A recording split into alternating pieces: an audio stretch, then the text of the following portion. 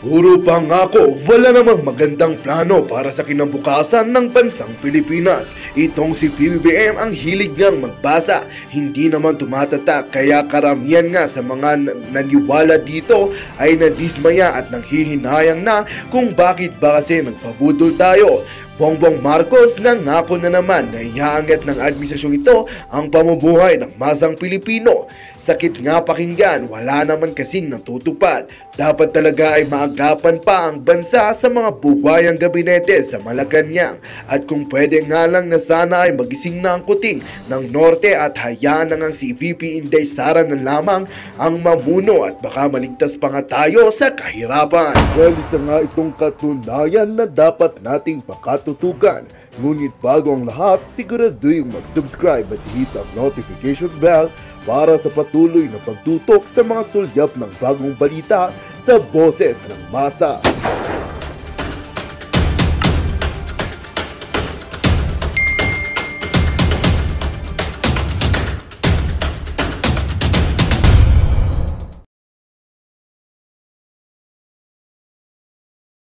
Ang epektibong ayuda ay hindi binuburo ang tao sa kahirapan.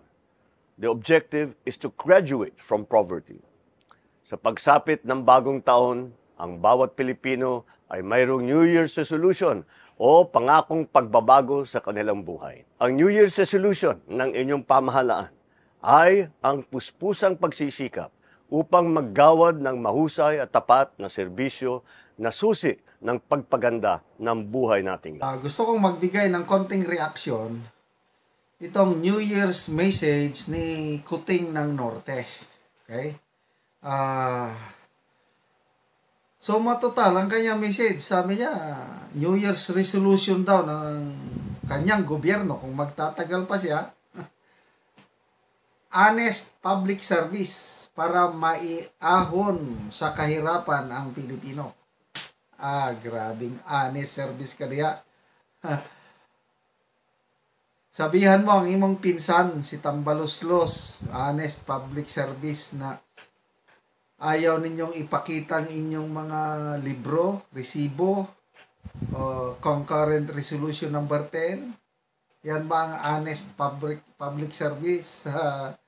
Wala na, hindi ko na siya tatatawaging BBM na lang siya dahil I have withdrawn my support to this man. Nagperma na ako sa manifesto ng taong bayan. Withdrawal of support sa nakaupo sa Malacanang. Ang kanyang mensahe sa New Year, parang pampapapugi. I-share ko mamaya yung 5 minutes niyang message.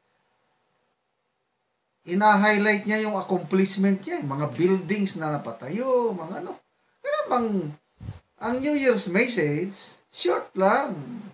1 or 2 minutes. Something that inspires. Itong sinasabi ni Kuting, something that highlights kung ano daw ang nagawa niya. Kaya layo. Tapos kung basahin mo ang mga comments kasi pinablish siya, nakita ko pinablish ng Manila Bulletin. Although hati nag-comment, may mga nagko-congratulate sa kanya, kaya mas marami yung naiinis, salita ka ng salita. Asa naman tong salita ka ng salita. Speech only, walang action. Nakapagbigay po kayo ng mensahe ngayong bagong taon. Bakit tahimik kayo nung binomba ang Marawi? Nung nagkalindol, nasaan kayo? Dahil nasobrahan nyo ng Coca-Cola? Ngayon lang kayo magpakita. Wala na. Hindi nyo na po maluloko ang taong bayan. Yung mga aligasyon sa inyo, grabe kaliwat kanan ng korupsyon, tahimik kayo.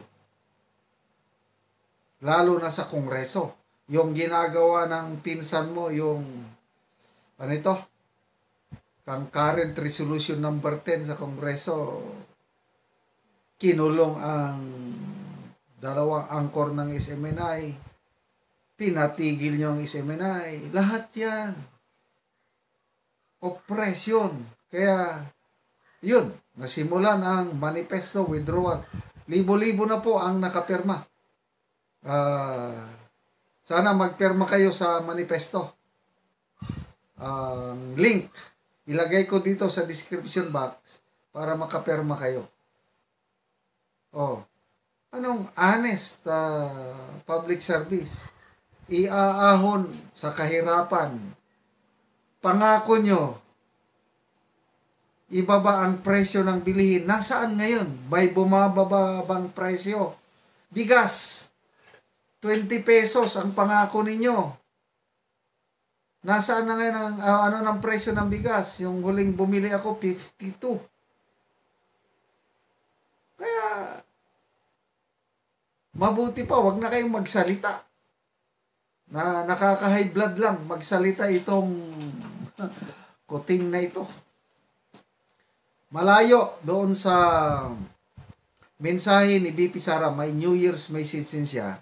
Ini-inspire niya na, sabi niya, na marami tayong napagdaan ng pagsubok, but kaya natin ito bilang lahi ng Pilipino. Pero lang, very simple. Walang pagmamalaki kung anong nagawa niya sa kanyang opisina as Vice President. Nag-inspire lang. Dapat ganun ang mensahe ng New Year kung ano. Anong aasahan namin ngayong 2024, bagong pag-asa? Hihintayin namin ang paglabas ng Pulboron video. Sabi ng mga nakakausap ko, yung nakapanood na, binibigyan nila ng chances itong nakaupo sa Malacanang hanggang March. January, February, March na kusang mag-resign. Pag hindi pa siya mag-resign, yun na. Second quarter, magulo na. Kung hindi siya mag-resign. Narinig ko si Attorney Rocky kanina. Pongsoy experts, ang prediction, magulo ang bansa natin sa second quarter pag maling-mali ang gagawin o desisyon ng nakaupo sa Malacanang. Sana hindi mangyari yon na magkagulo tayo. Sana ang nandyan sa palasyo ngayon makiramdam kung nasa kanya pa ba ang suporta ng taong bayan. Anyway, kung gusto nyong panoorin, pakinggan ang iyang buong mensahe, dagdag ko na dito, dugtong ko na, but huwag nyong kalimutan mag-subscribe doon sa manifesto ng taong bayan na sinimula ni Captain Dado Enrique. Link, ulitin ko, ilagay ko dito sa description ng video ito para lalo tayong dadami. Ang target po natin is 32 million signatures. Ngayon, libo-libo nang nakapirma. Be counted. Pirma na po kayo. Bayan, nakikiisa ako sa bawat pamilyang Pilipino na masayang nagtitipon ngayon sa pagsalubong ng bagong taon. Nakikisama ako sa bawat isa sa inyo na mataimtim na nananalangin na harinawa ang darating na mga araw ay mapuno ng pag-asa na hatid ng kasaganahan para sa lahat. Kabilang ako sa mga mahigpit na nananampalataya sa ating kakayahan at sa kabutihan ng may kapal, na lahat ng ating mga pinapangarap ay sana matupad. Tonight, as friends and family gather, our family joins yours in welcoming a peaceful and prosperous new year. We look back to the past year, pleased with what we have done. We look forward to the new year with a pledge to build better and more. We have set high hopes for the days ahead, and we know that these can only be achieved with hard work. Bagong taon, bagong pag-asa, at bagong panata na anuman ang mga balakid na haharapin ay sama-sama nating lalagpasan. No doubt, the coming year will bring its fair share of new challenges. But these we have weathered before. Like the great tribulations our forefathers defeated, And as the proud inheritors of this indefatigable spirit, we too shall overcome. Ang lahi ni Rizal Bonifacio Mabini ay hindi basta magpapalupig. This is a land of heroes, past and present. The hard-fought gains of 2023 have prepared us for whatever difficulties 2024 will present. Batid ko na ang pag-unlad ay hindi dapat naririnig lamang sa talumpati o mga katagang nababasa. Nararamdaman din dapat ng marami. And there are other achievements not captured by headline economic barometers. We built 33 additional specialty centers, over 2,000 classrooms, and 7 additional cold chain facilities. We facilitated investments in renewable energy through the award of renewable energy contracts with a total potential capacity of around 121,000 megawatts. We also completed 8 water supply projects with 147 additional water projects being implemented in preparation for next year. We will continue to purge government of rules that slow the delivery of public services because when projects get delayed, progress is denied our people. And this commitment to efficiency and service will extend to documents and licenses because service delayed is also service denied. But not all public projects, however, are sunk into the ground. A great bulk of this are assistances to our brothers and sisters who are facing immense challenges in life. But TUPAD, AIX, MAIP, and other programs of the government are not just safety nets that catch those who fell into hard times. They are the scaffolds upon which one can climb from where they find themselves now. This is the principle behind the Free College Program and its many subsets of scholarships, from new doctors to the students whom we prepared for their future careers in the field of science and technology, engineering, mathematics, and other professions. This is a driving force behind livelihood grants and product incubation assistance. They serve as government equity to our skilled and talented young people so their dreams will turn into reality. This is the reason why we continue to give support to our farmers, from seedlings to fertilizers to fuel, because their sweat alone should not nurture the crops they grow in feeding the nation. Our social programs provide welfare armor to the vulnerable, but they also provide the means for them to overcome the very state that they find themselves in. Thus, most ayudas are not a type of permanent welfare because we do not promote a life of dependency. Kaya nga, ang pangunahin at tamang konsepto ay pantawid, hindi palagian. Ang epektibong ayuda ay hindi binuburo ang tao sa kahirapan. The objective is to graduate from poverty. Sa pagsapit ng bagong taon, ang bawat Pilipino ay mayroong New Year's resolution o pangakong pagbabago sa kanilang buhay. Ang New Year's resolution ng inyong pamahalaan ay ang puspusang pagsisikap upang maggawad ng mahusay at tapat na serbisyo na susi ng pagpaganda ng buhay nating lahat. Let us not forget that great things are always possible, so long as we keep the faith in each other, in our nation, and in God. And as long as values that bind us keep us united in our collective pursuit of shared progress, we will succeed. Attorney Glenn, Mabuhay welcome to Los ang Angeles! bagong- Yes, Nakita Ate ko yung mga dramatization mo sa Houston, Texas. Sabi ko, imbitahan ko nga to sa LA. Bakit di pumupunta-punta itong kaibigan ko dito? But anyway, so andito ka na ngayon. Welcome to LA. Thank you. Thank you, Ayan. ma'am. And bago tayo magsimula, ibigay ko muna tong aking... ibigay ko muna to sa'yo yung aking pasalubong sa'yo Oh my from God. Houston. Actually, I saw this in a shop. And ito yun. Parang swak na swak sa kanya. Actually, Ate Attorney Glenn, nakita ko na yan sa Facebook post Yeah, mo. Kaya hinanda ko na yung karayom ko. Ayan. Yee! So yung ahas, you know. But anyway, thank you so much. I really appreciate. Kailangan ko to. So dapat pala nila ko yung kuting ko tsaka yung ahas ko, no? Nasa ginitna natin ng bongga-bongga.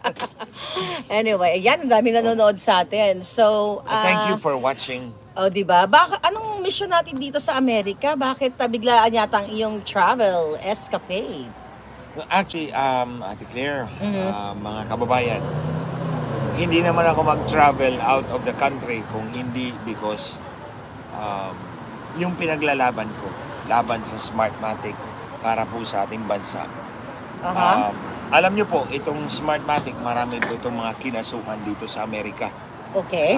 Yung defamation suits. Gusto nila magkapera. Actually, more likely, gusto nila magkapera. Ito si Fox News, pati I think si Rudolph Giuliani, si Attorney Sidney Powell, yung may-ari ng... Mike Lindell si ng Mike Lindell, My Pillow. Yeah. My Pillow. Yeah. And then yung One American News. So, that's as far as I know.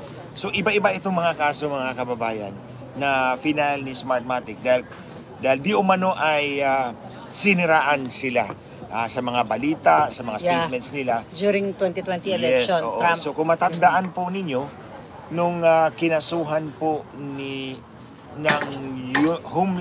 Homeland Security, si Andres Bautista, nabasa ko po yun sa CNN report na naghahanap sila ng ebidensya mula sa Pilipinas. Ito yun, naghahanap sila ng ebidensya mula sa Pilipinas. So I reached out to them and then they contacted me and then yun, sinabi na kung pwede pumunta ka rito sa Amerika para mailatag nyo sa amin na maayos kung ano yung mga ebidensya na hawak ninyo. So, wow. So yun pala yun, parang hindi ko alam. Chika lang. Chika boom boom. So actually gustong-gusto nga nila October pa kami nung nag-uusap Gustong-gusto nila agad-agad Sabi ko hindi pwede yun kasi may mga hearing pa ako. Kailangan ko pang kumuha ng visa. I-renew pala yung visa ko. So eventually napunta tayo rito. They provided us all ang sabi nila all expense paid. Kami magbabayad lahat para ma-present mo sa amin, makita namin yung ebidensya. So nung dumating ako, kaya nga po palaging nag-office. I go to the office. Actually, nag-start kami ng 9, tapos kami ng 5. So yung first day, in-explain ko sa kanila, para ako nag-lecture 7 abogado nasa harap ko 7 abogado nasa harap ko So I explained everything to them mula pa noong 2010 hanggang 2022. Okay. So, ang sabi nila sa akin, okay ba sa'yo na magtistigo laban sa Smartmatic? Sabi ko, yes. Because I'm fighting for my country. Sure. Magtitistigo ako kung ano itong mga ginagawa ni Smartmatic sa eleksyon namin sa Pilipinas para hindi magkapera si Smartmatic, para malaman kung ano talaga itong ginagawa ni Smartmatic. So actually, ang bagahe namin 3. Isang akin, isa kay Mike, saka isang puno ng mga papeles. Isang bagahe puno ng papeles yun. So, nilatag ko sa kanila, ito yun. Nag-present ako, actually, mga kababayan, wala namang abogado makikinig sa iyo ng 5 oras But actually, I started at 9 in the morning, natapos ko ng alas 2 ng hapon. They were all there, yung 7 abogado na in charge sa kaso. So, nakinig sila, and then sinabi nila, okay ba sa iyo na magtestigo laban kay Smartmatic? Sabi ko, that's exactly what I am here for. Yeah. Kaya nga, pinakita ko sa inyo yung ebidensya ng ginagawa ni Smartmatic dito doon sa Pilipinas. Para at least hindi magkapera kasi ginawa ni Smartmatic na pagpeperahan yung mga news network na to Yes. Yung Fox News. One American News, Fox News. Meron pang isa. Oh my God. Meron pang isa sorry. Newsmax. Newsmax TV, Newsmax TV, Yun, yung mga kinasuhan nila kasi gusto nila magkapera. Yeah. So, brother, bakat lang kita. So, mga palangga, mga kababayan, ang maganda kahit pa paano, talagang sobrang kumbaga hindi pa man tapos itong proseso na ito, pero nagbubunga yung ipinaglalaban mo, Attorney Glenn, natin, kasi narinig na tayo ng Amerika. 'Di ba? I mean, yung mga nabanggit mo mga companies, talagang grabe din ang laban nila dito sa with the Smartmatic. And imagine nyo mga palangga, yung isang Attorney Glenn Chong na halos everyday ng buhay niya, talagang for sure di nawawala yung fight mo, Attorney Glenn Chong, sa mga mandaraya. And itong laban na ito para sa Pilipino, na para magkaroon tayo ng honest election, magkaroon, lagi ko narinig sa'yo, Attorney Glenn, nahawa na nga ako 'di ba? Dahil sinabi mo nga, nasa mga kamay natin ang pag-asa talaga ng bayan sa pagboto ng tama. So ako bilang isang supporter mo, 'di ba? Isang fighter din na katulad mo. talagang eto ang sarap ang iba yung pakiramdam ko nung nalaman ko ito mga kababayan na sabi ko at last medyo malaking arena yung laban natin ngayon. Lumawak. Lumawak. Lumawak yung arena. Tama yung sinabi ni Ma'am na lumawak yung arena ng pakikipaglaban natin. Hindi natin tayo confined sa Pilipinas Na umabot tayo rito sa Amerika. Yeah. And the fact na inimbita nila tayo pumunta rito, dalhin mo yung ebidensya mo, makinig kami, tingnan natin. Yes. And they were convinced. Yeah. Na-kumbinsido sila because at the end of the day, sige, okay ba sa iyo na gumawa ng declaration, isusubmit namin sa District Court of Columbia? Sige, wala ka naman akong problema. Remember, itong statement na binigay ko is under oath. Yeah. Under penalty of perjury in Yes. an American court. American court, yes. In an American court. So, And- hindi ako pwedeng magsinungaling mga kababayan kasi kung nandito Makukulong. ako, makukulong ka ako, nila. hindi na ako makauwi. Yes. And you know what? Eto mga kababayan, talagang right now I'm feeling talaga emotional na imagine mo makikinig sa'yo itong mga brilliant lawyers. Yeah. Hi. So, imagine mo makikinig sa'yo itong mga brilliant lawyers from big, law office here. It's actually hindi ko lang pangalanan. Huwag na natin pangalanan. But it's actually a law Baka firm gumapang na yung ahas. 135 years old na po ang law firm na ito. And the counsels there is yung mga abogado po nila. And I mean, it's an honor for me to collaborate with counsels in America, especially yung Yes. isa is the counsel of Oprah Winfrey. Wow, that's amazing talaga. So, Malapit na, pag nanalo tayo, sasabihin ko sa kanya, pwede ba i-introduce mo ako kay Oprah Winfrey? Tayong dalawa. at Pati si Kuya Rolly. lahat tayo, 'di ba, ng mga nakapaligid sa atin na nagsusuporta sa atin yung Actually, dinala niya ako sa office eh.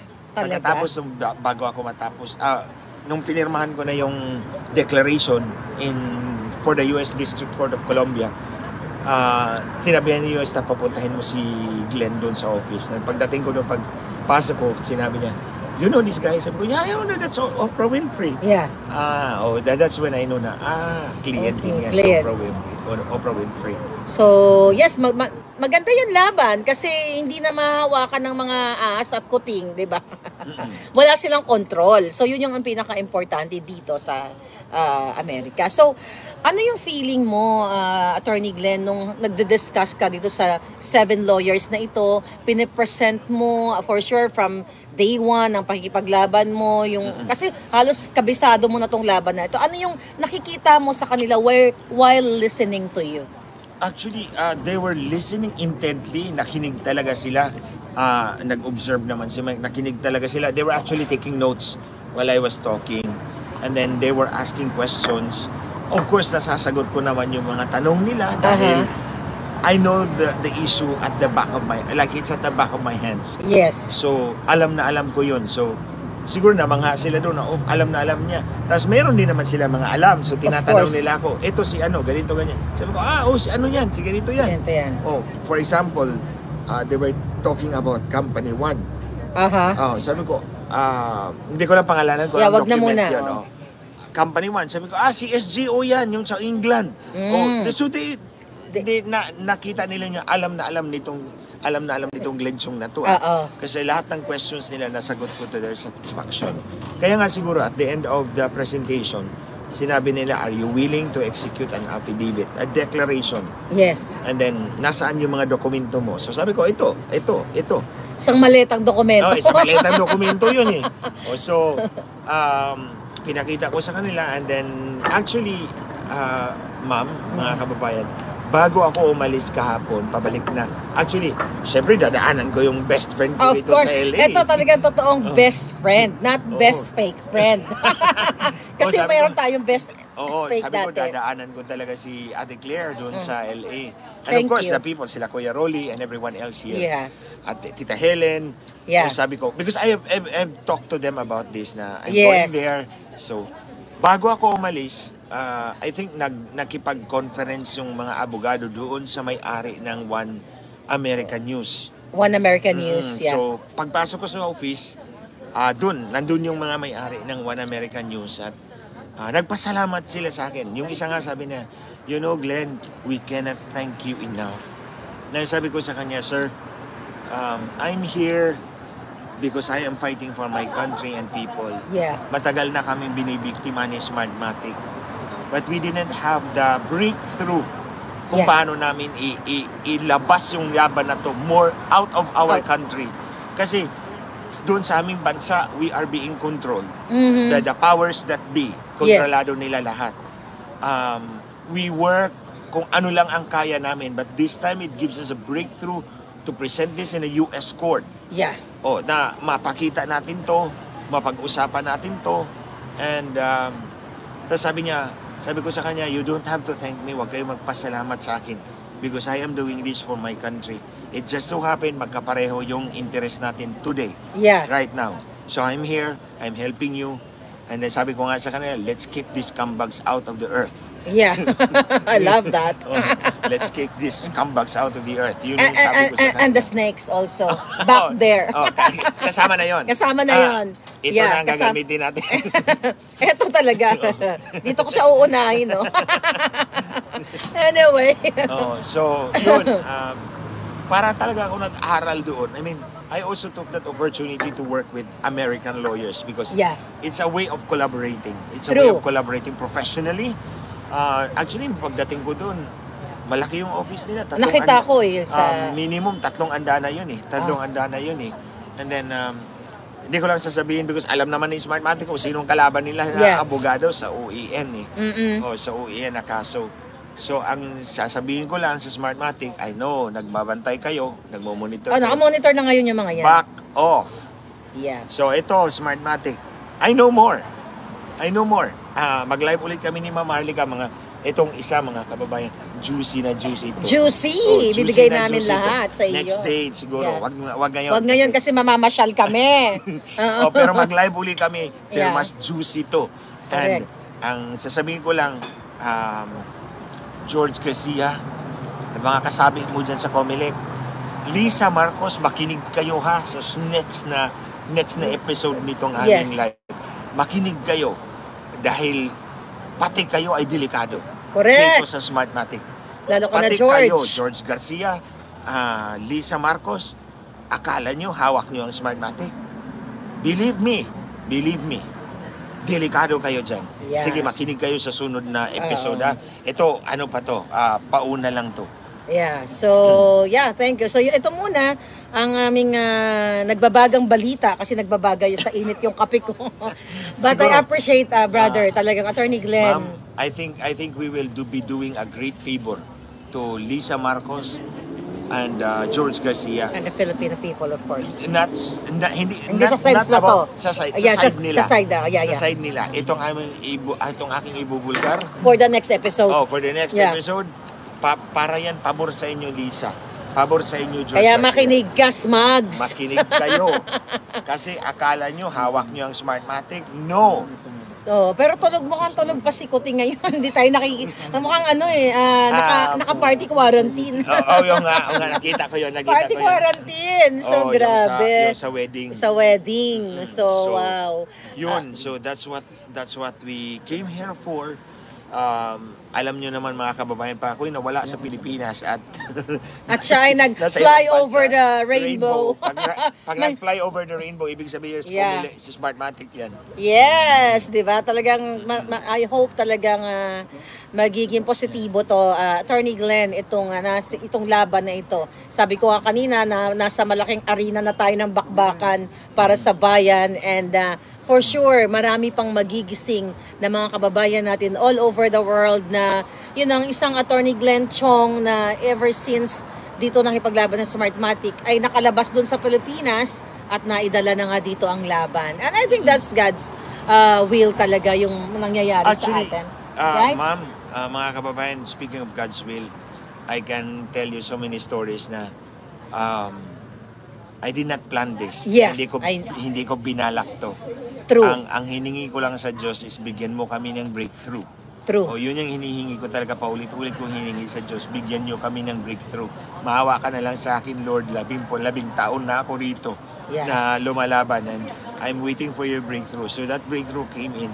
Actually, pagkuha pa lang ng visa sa embassy sa US Hindi is ka ba very nahirapan long. ulit? I mean, Actually, to renew?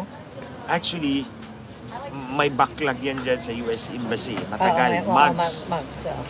So actually, after I filed, 2 linggo lang, 2 linggo lang, na-schedule na ako for interview. God's will talaga. So that was something. Yeah. Tapos, meron pa nga akong kinento ko yun kay Kuya Rolly na nagtampo ako sa Diyos. Sabi ko, ayoko nang pumunta ng Amerika, bahala